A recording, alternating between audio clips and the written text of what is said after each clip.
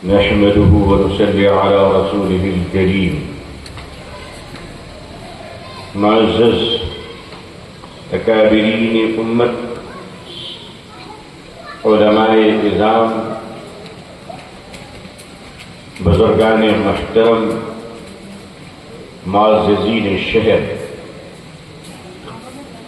شہرنشین پہ تشریف فرما، جوائنٹ فورم کے تمام قائدین، کارکنان، معاونین، مخلصین، محبین اور تمام دیگر سیاسی اور سماجی جماعتوں کے معزز رہنما،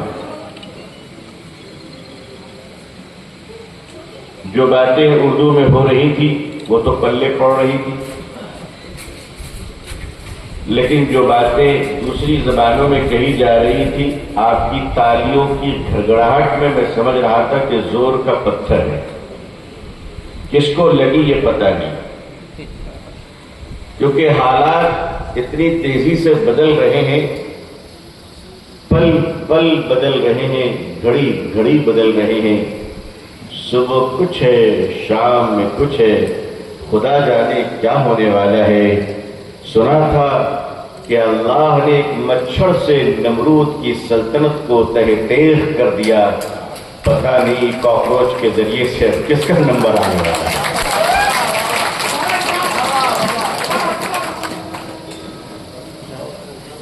سمجھ میں نہیں آیا. مچھر تو پھر بھی ذرا سائز میں چھوٹا ہے، یہ تو کافی بڑا ہے. کاکروچ کی سائز بھی بڑی ہوتی ہے. لیکن میں ایک بھارتی ناگرک ہونے کی حیثیت سے، ہندوستان کا شہری، سٹیزن انڈیا، انڈین سٹیزن ہونے کی حیثیت سے، پہلی بات تو مجھے اس بات پر میں اللہ کا شکر ادا کرتا ہوں کہ اس نے مجھے ہندوستان کا شہری بنایا. بہت سے لوگ کہہ رہے ہوں گے کہ اس میں شکریہ ادا کرنے کی کیا ضرورت ہے. ارے بھائی، اللہ چاہتے تو شری لنکا میں بھی پیدا کر دیتے، لیکن ہندوستان میں فیصلہ پیدا ہونے کا فیصلہ میرا نہیں ہے. آپ لوگ غلط فہمی میں نہ رہے کہ میں نے کوئی درخواست دیا تھا. ہندوستان میں ہمیں اللہ نے پیدا فرمایا ہے، تو اللہ نے جہاں پیدا فرمایا وہاں کے تو شکریہ ادا کرنا ہی ہے. تو I am a proud Indian. اچھا، جتنے لوگ یہاں پہ بھارت کے ہیں، دیش کے ہیں، میں ہندوستان کہوں گا، ہندوستانی زندہ باد کہیں گے، پاکستانی لوگ نہیں کہیں گے. ہندوستان زندہ باد لگا کہ باقی موجود ہے سارے لوگ ماشاءاللہ. فرشتوں نے بھی نوٹ کر لیا، آسمان کے فرشتوں نے بھی نوٹ کیا، ویسے زمین کے فرشتے بھی آئے ہوئے ہیں تو وہ بھی نوٹ کر رہے ہیں. علامہ اقبال رحمت اللہ علیہ نے فرمایا تھا، سارے جہاں سے اچھا کیا ہندوستان ہمارا، ہم بلبلے ہیں اس کی، یہ گلستاں ہمارا. آپ کو پتہ ہے آج وہ بلبلیں کیا کہہ رہی ہیں؟ آج وہ بلبلیں کیا کہہ رہی ہیں؟ آج وہ بلبلیں کہہ رہی ہیں کہ توڑنے کی اجازت ہے نہ فریاد کرنے کی، گھٹ کے مر جاؤں یہ مرضی ہے میرے سیاد کی. اقبال اگر آج ہوتے تو سارے جہاں سے اچھا ہندوستان ہمارا لکھنے کے جرم میں ان کو جیل ڈال دیا جاتا. وہ جیل میں ہوتے اور ضمانت بھی ملنی مشکل ہو جاتی. اللہ بھلا کرے پہلے چلے گئے، ورنہ یقین مانیے ایک زمانہ تھا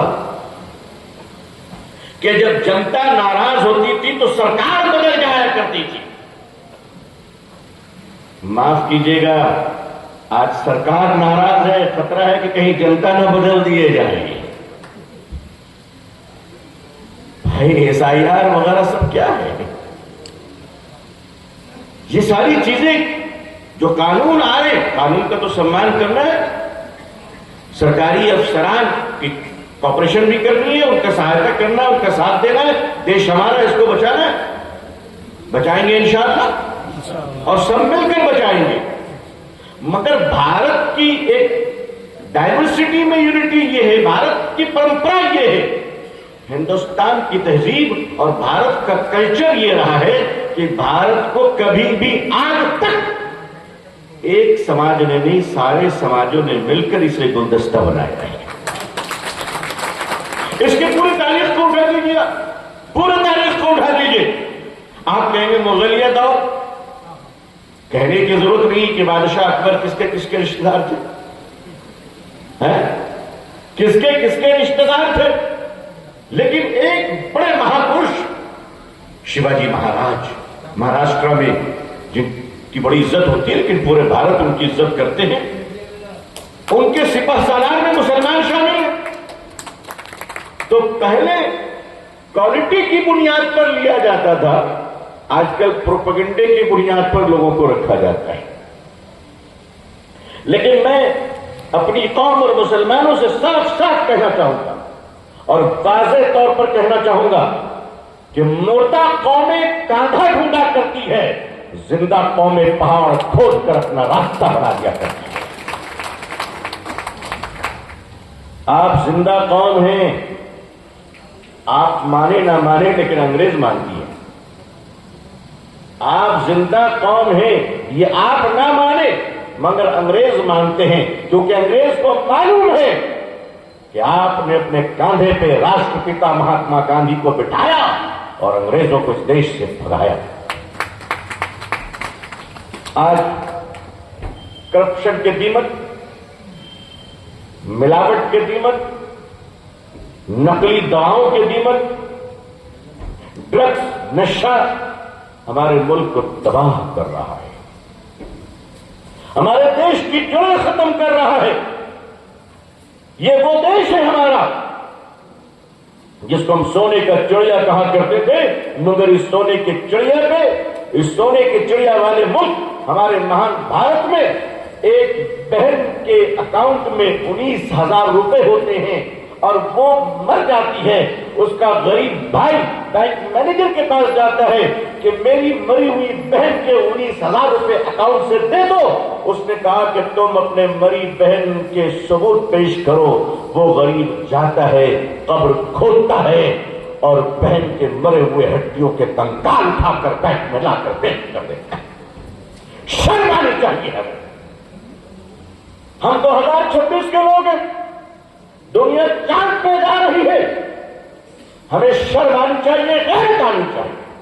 اور میں یہ اپنی قوم مسلمانوں سے کہتا ہوں کہ میری قوم کے لوگوں, اگر تم اس ملک میں ضرورت بنو گے, اگر تم اس ملک میں ضرورت بنو گے انشاءاللہ, کہیے انشاءاللہ, اگر آپ ضرورت بنیں گے تو آپ کاندھوں پہ بٹھائے جائیں گے, گودوں میں اٹھائے جائیں گے, سر پہ سجائے جائیں گے. اور اگر آپ بوجھ بن جائیں گے تو اتار کر پھینک دیے جائیں گے. کوئی پارٹی بچا نہیں سکتی, کوئی پارٹی, کسی پارٹی کے لیڈر آپ کی حفاظت نہیں کر سکتے. یاد رکھو, اکلوتی اولاد کو بھی باپ اگر گود میں گھماتا ہے اور تھوڑی دیر کے بعد اس کے ہاتھ میں درد ہو جائے تو بوجھ بننے والے بچے کو باپ بھی اتار دیا کرتا ہے, بوجھ بننے والے بچے کو ماں بھی اتار دیا کرتی ہے. اگر بوجھ بنو گے تو ماں باپ بھی اتار دیں گے, بوجھ بنو گے تو سماج اتار دے گا, بوجھ بنو گے تو سماج اور سوسائٹی تمہیں اتار دے گی. ضرورت بن جاؤ, اگر ڈاکٹر بنو گے تو دشمن مریض بھی تمہارے پاس آ کر تمہارے علاج کے لیے وہ کا انتظار کرے گا. ابھی ہمارے فاضل دوست مسلم لیگ کے معزز قائد میرے بھائی نے فرمایا کہ مسلمان بھیک نہیں مانگتا. میں متفق ہوں, مسلمان بھیک تو نہیں مانگتا, مگر بدنصیبی یہ ہے کہ بھارت میں سب سے زیادہ بھیکاری مسلمانی میں پائے جاتے ہیں. سب سے زیادہ, اب زیادہ ہے کہ نہیں معلوم نہیں, لیکن بھیکاریوں نے بھیک مانگنے کے لیے ٹوپی تو ضرور پہن لیا ہے, یہ تو طے. اب اس میں ایک سمبول بنا لیا, بھیک مانگنے کے لیے ٹوپی پہن لیا یا رومال اوڑھ لیا. کیوں ہمارا سماج بھیک کیوں مانگ رہا ہے؟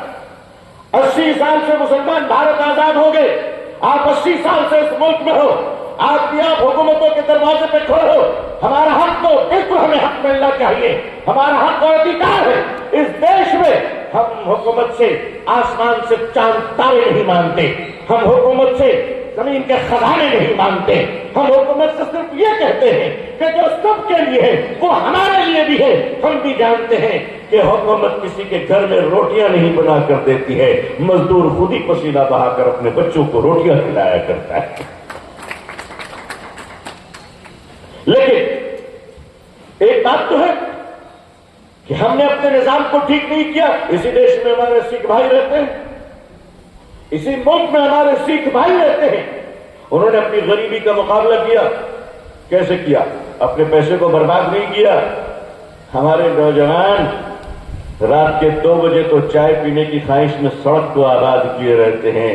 اور مسلمانوں, تم جن سے مقابلہ کرنا چاہتے ہو, healthy competition, job competition, work competition, education competition, تم جن سے کمپٹیشن کرنا چاہتے ہو وہ ہمارے بچے, وہ نوجوان, وہ ہمارے ہندو بھائیوں کے لال صبح 3 بجے اٹھ کر سڑک پہ ورزشیں کرتے ہیں اور تم 2 بجے چائے پی کر سونے کے لیے جاتے ہو. ہمارے بھائی نے ٹھیک کہا کہ ہمارے یہاں دیر رات جلسے کیوں ہوتے ہیں, اس میں ہم لوگ بھی قصوروار ہیں. معاف کیجیے گا, یہ تو میں نے لاٹھی ڈنڈا چلانا شروع کیا ہے کہ 10 کے بعد تقریر نہیں کروں گا, اٹھ جاؤں گا. لوگ کہتے پتہ نہیں کیسا گھمنڈی انسان ہے. لیکن بات یہ نہیں ہے, میں سب کو ٹھیک نہیں کر سکتا, خود کو ٹھیک کرنا چاہ رہا ہوں. خود کو ٹھیک کرنا چاہ رہا ہوں. یہ جلسے اور جلوسوں میں بیداری تو ضرور آئے گی, لیکن پریکٹیکل آپ کو چلنا پڑے گا. اور پریکٹیکل یہ ہے, آج ہمارے سکھ بھائیوں کے سماج میں کوئی بھیک مانگنے والا نہیں ہے. کیوں نہیں ہے؟ اس لیے نہیں ہے کہ انہوں نے اپنے چیریٹی خیرات کے پیسوں کو جمع کیا اور اپنے غریبوں کو کاروبار کروایا, اور وہ کاروبار کرنے والا غریب کل کا مالدار ہوا اور وہ بھی خیرات کرنے والا بن گیا. مشکل یہ ہے کہ ان کے یہاں خیرات کو جمع کر غریبی ختم کی گئی. ہمارے یہاں خیرات بانٹ کر بھکاری بڑھائے گئے. ہمارے یہاں بھی غریبی ختم ہونے کا نام نہیں. آخر ہماری خیرات کہاں جا رہی ہے, ہمارے صدقات کہاں جا رہے ہیں؟ ذرا سوچئے. آپ کو موازنہ کرنا ہوگا. لکیر کے فقیر مت بنیے. بہاؤ میں تو لاشیں بہا کرتی ہے, زندہ تیراک بہاؤ کے خلاف تیر کر اپنی منزل پہ پہنچا کرتا ہے. میری قوم کے لوگ لکیر کے فقیر بنتے چلے گئے. ہم جس طرح اللہ کے سوا کسی بت کے پوجا اور پرستش کے خلاف ہیں, تو ہم بت پرستی کے بھی خلاف ہیں, تو ہم شخصیت پرستی کے بھی خلاف ہیں.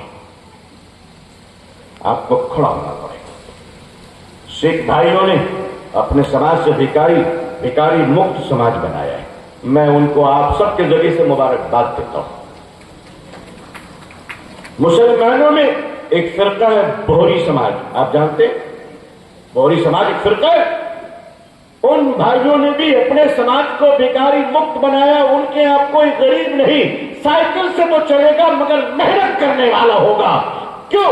اس لیے کہ انہوں نے بھی اپنی خیرات کو سگنل پہ نہیں بانٹا ہے, اپنے خیرات کو مسجد کے باہر کھڑے ہوئے بھکاریوں کو نہیں بانٹا ہے, اپنے خیرات کو ہر آنے والے ایرے غیرے نتھو خیرے وداؤٹ انکوائری فراڈ مکار چاپلوس باز جھوٹا ان سب کو دے کر اپنے خیرات کو برباد نہیں کیا ہے, بلکہ اپنی خیرات کو جمع کر بیت المال بنایا, اپنے غریبوں کو کھڑا کیا.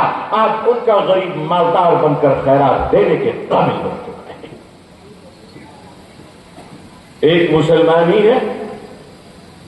مسلمانوں کے پاس پیسوں کی کمی نہیں ہے. معاف کیجیے گا, میں اپنے معزز قائدین سے عرض کرنا چاہتا ہوں, ہماری قوم کے پاس پیسوں کی کمی نہیں ہے. ہماری قوم کے پاس ڈھونگ ہے, مکاری ہے. مجھے 2 جملوں کے لیے معاف کیجیے گا, لیکن میں آگے جو کہہ رہا ہوں وہ سمجھ لیجیے. ظاہر سی بات ہے, میں آپ کو نہیں خود کو کہہ رہا ہوں, میں آپ کا حصہ ہوں. میری قوم کے پاس پیسوں کی کمی نہیں ہے. میری قوم کے پاس سسٹم کی کمی ہے. اگر پیسوں کی کمی ہوتی تو 15 دنوں پہلے ویڈیو دیکھا ہے کہ نہیں دیکھا آپ نے, ایک شادی میں ایک سسر صاحب اپنے داماد کو کھڑے ہو کر نوٹوں کی گڈی دے رہے ہیں اور بھری مجلس میں رامپوری بکرے کی طرح داماد کو خرید کر انٹرنیشنل بھیک کے انداز میں 1,11,11,000 روپے داماد کو گفٹ کیے گئے ہیں۔ جو آدمی اگر کیش 1 کروڑ روپے داماد کو دے رہا ہو اور بقیہ دولت الگ ہے، اس کا مطلب ہے کہ مسلمانوں میں غریبی نہیں ہے، مسلمانوں میں بد نصیبی ہے، بد نصیبی ہے۔ ہم نے ایک ہندو بھائی کی بیٹی کی شادی کی بھی ویڈیو دیکھی۔ پڑھے لکھے داماد، پڑھی لکھی بیٹی، شادی کرنے کا وقت آیا تو انہوں نے بیٹی کو جہیز نہیں دیا، بلکہ ان سارے پیسوں سے 11 یا کتنے مکان بنائے، گھر بنائے چھوٹے چھوٹے، اور ایک ایک گھر ایک ایک غریب کو چابی اور پیپر سمیت گفٹ کیا، کہا کہ تم دعا کرو، آشیرواد دو، میری بیٹی شانتی میں رہے۔ ہم تو اپنے بھائی کو دینے کو تیار نہیں ہیں، بھائی کو دینے کو تیار نہیں۔ آج اس قوم کی بات ہم کرنے کھڑے ہوئے جو قوم ولیمہ بھی کرتی ہے تو سود میں قرضہ لے کر ولیمہ۔ تو آپ کو اپنے پیسوں کا صحیح استعمال کرنا ہوگا۔ تیار ہے انشاءاللہ آپ اس کے لیے؟ تیار ہے؟ تو پہلا کام، بھیک دینا بند کیجیے، بھیک دینا بند کیجیے۔ آپ بھیکاری پیدا نہیں کریں گے، آپ بھیکاریوں کو آپ انسان بنائیں اور صرف اپنے محلے میں آپ یہ کام کریں۔ پورے ہندوستان کی فکر کرنے کی آپ کو ضرورت نہیں ہے، آپ خدا نہیں ہے، آپ رب نہیں ہے، پوری کائنات کا رب صرف اللہ ہے۔ ساری دنیا کو کھلانا جو اس کی ذمہ داری ہے، چودھری کی ذمہ داری نہیں ہے۔ آپ اپنے محلے کو، محبوب نگر کو بھکاری مکت بنا دیجیے، بڑا احسان ہوگا آپ کا۔ چراغوں سے چراغ جلتے ہیں، ایک چراغ تم جلاؤ، پورا بھارت روشن ہو جائے گا انشاءاللہ۔ آپ اپنے پیسوں کو جمع کیجیے، آپ اپنے پیسوں سے غریبی دور کیجیے، مشورہ کیجیے علماء کرام سے کہ اجتماعی نظام کیسے چلانا ہے۔ پوچھیے حضرات مفتیان کرام سے کہ ہمیں اپنے پیسوں کا استعمال کر اپنی قوم کو کیسے کھڑا کرنا ہے۔ اگر 10 سال تک آپ نے اپنے نظام کو ٹھیک چلا لیا انشاءاللہ اور سماج سے غریبی مکت کر دیا، اپنے امام صاحبان کو خوشحال بنائیے، اپنے مؤذنین صاحبان کو خوشحال بنائیے، پوری دنیا کو چندہ دے کر بعد میں دیجیے گا۔ پہلے اپنے امام صاحب کی خبر لیجیے کہ وہ بڑے بن جائے، مضبوط بن جائے انشاءاللہ، وہ ہر عالم ہمارا کاروباری بن جائے۔ اگر 10 سالوں میں یہ سسٹم آپ نے عمل کر لیا تو انشاءاللہ اگلے 10 سالوں کے بعد وہ وقت آئے گا جب آپ بھارت سرکار سے کہیں گے کہ اس دیش کی غریبی اور قرضہ کو مٹانے کے لیے بھارت کے مسلمانوں کی طرف سے 1000 کروڑ روپے گفٹ ہے ہماری طرف سے۔ پھر آپ کے خلاف نفرتی تقریر کون کرتا ہے دیکھ لیں گے، پھر آپ کو کون نماز پڑھنے سے منع کرتا ہے دیکھ لیں گے، پھر لوگ کہیں گے کہ صاحب یہ سماج تو بڑی قیمتی سماج ہے۔ حضرت خواجہ معین الدین چشتی رحمۃ اللہ علیہ جب بھارت میں آئے تھے تو زبان یہاں کی نہیں جانتے تھے، کلچر یہاں کی نہیں جانتے تھے، مگر اجمیر میں تشریف لے گئے، لوگ آپ کی زبان کو تو نہیں سمجھتے تھے، مگر خواجہ کے کریکٹر کو دیکھ کر لوگوں نے خواجہ کو خواجہ مان لیا تھا۔ میری قوم کے بزرگوں، میری قوم کے نوجوانوں، آؤ اپنے آپ کو بدل دو، آواز لگاؤ اپنے آپ میں۔ فجر کی نماز میں مسجدیں بھری ہوگی انشاءاللہ، رات میں 9 اور 10 کے بعد تمہاری دکانیں اور مارکیٹ میں تم نظر نہیں آؤ گے۔ پڑھنے کی عادت ڈالو، کتابیں پڑھو، موبائلوں سے عاجز آ جاؤ، ایک زندہ اور مضبوط قوم بن کر کھڑے ہو جائیے، پھر حق مانگنے کے لیے حکومت کے دروازے پہ جانے نہیں ہوں گے، انشاءاللہ حکومت خود آپ کے دروازے پہ کھڑی ہوگی انشاءاللہ۔ لیکن اسی کے ساتھ ایک جمہوری نظام ہے بھارت، ایک ڈیموکریٹکل سسٹم ہے بھارت ہمارا، اس میں آپ کا تلنگانہ اسٹیٹ بھی ہے، یہ اچھا ایک اسٹیٹ، خوبصورت اسٹیٹ، اور اس کا یہ کامیاب ضلع محبوب نگر، اور یہاں کے محبوب ترین لوگوں کو شکایتیں ہیں، اور وہ شکایت ان کی حق بجانی میں بجائے میں نے پوری انکوائری کی تب یہاں آیا، پوری معلومات کی، ہمارے جمعیت کے بزرگ ذمہ دار یہاں موجود ہیں، میں ان کا شکر گزار ہوں کہ انہوں نے پوری تفصیلات مجھے لکھی، مجھے اطمینان ہوا۔ حکومت وقت سے تلنگانہ کی گورنمنٹ اور یہاں کے آنریبل چیف منسٹر صاحب اور سٹی کے آپ کے آنریبل ایم ایل اے صاحب, ان سب کی ذمہ داری ہے کہ اگر ایک کمیونٹی آج کہہ رہی ہے کہ 2.5 سالوں سے آپ نے جو ڈکلیریشن دیا تھا اس پر کوئی کام نہیں ہوا, تو معاف کیجیے گا, یہ کہنا شکایت نہیں, پیار بھی تو ہو سکتا ہے, پیار بھی تو ہو سکتا ہے. کیا آپ کو یاد دلایا جائے